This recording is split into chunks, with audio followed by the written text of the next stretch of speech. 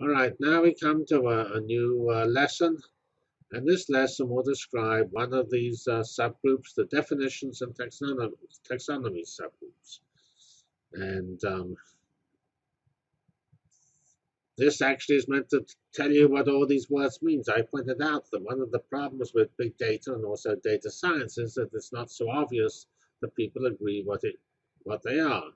And so they're trying to understand these big words and also to go into a little more detail about the components that are brought together in these concepts.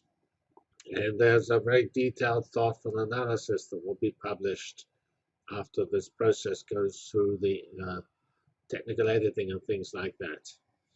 It will also not only looks at the words, it also looks at the stakeholders and the actors, and so that we can actually talk coherently with a common vocabulary across different architectures and different applications. And of course, the definitions and taxonomies require compiling ideas from various sources, trying to reconcile them and get some consensus definition. Taxonomies require making lists and making certain that all possibilities are covered, and then trying to put some hierarchical order on them in terms of components and subcomponents. Interestingly, I found it appeared to me there was more agreement on what data science was than there is on what big data is. So big data, as I said, is sometimes defined by the V's, of which the most common V's are three: volume, velocity, and variety. And these, and the bigness is the bigness of this. So this says you can actually have a small volume, but if you have high velocity, and it gets updated very quickly, or very rich variety, then it can still be effectively big data because the processing problem is big if you have a very complex data source. Um, but as I say, I think probably more important than bigness is impact, namely, is this data really allowing new approaches to critical questions which were not possible to do using traditional methods such as simulations or what you might call pure observation, the Newton's apple idea. And of course, the bigness comes when they need more data than you have on your disk system, or they need more computing than you have in your cluster. And of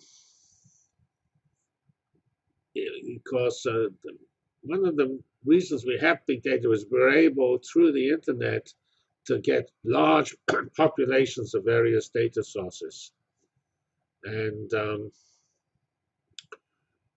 management techniques need to scale, namely, they have to have horizontal means that you have a lot of things, you get increase in size not by making each unit much bigger, each bigger and bigger, but by just having more and more units. And so you need to be able to manage this whole process with this scaling and the number of the units works out. So here is so I think there was more agreement here than on that previous slide. A definition of data science. There is a picture which shows the various things are brought together in data science. There's research, there's application in the informatics, the X and X informatics, that's domain expertise. We have an analytics, and here we have the integrating idea of data science in the middle.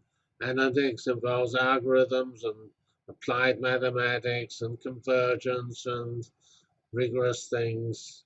This all is very closely related to statistics and data mining. They're sort of the same thing looked at from different points of view.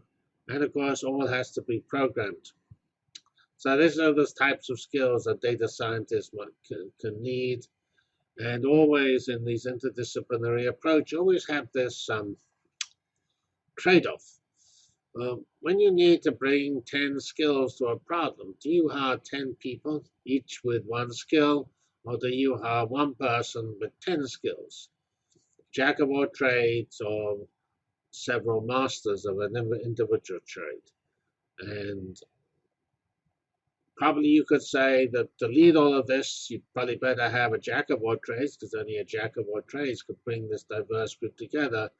But if you have a big enough team, you're going to have specialists and generalists. The generalist being this idealized data scientist defined here, who has got sufficient knowledge of all these regimes and sufficient expertise in the final needs of the, well, here you see it says business needs, it could say science or research needs, and then it has to master all these circles on the right, and it has to be able to do all of this. Now that's a pretty good person to have, but my bet is that you don't have so many of those. And anyway, most of the ones you have will actually have a specialization. Maybe they're super good at analytics or statistics or whizzes at programming, but they might still have significant knowledge of all the, I mean, so you can have somebody who's very good at one of these circles or one of these regions and pretty good at the rest. That's a data scientist.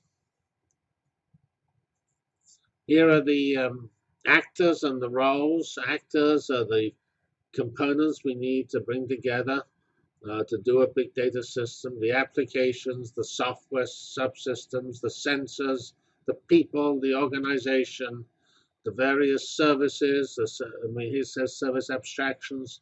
An important concept of services are they have to have abstractions, because services are black boxes that receive information, data, and control, and give out information, data, and control. And to have an abstraction as to what that service does is pretty important in allowing people to have a service ecosystem where different people build different services, or different people compete to build the same service.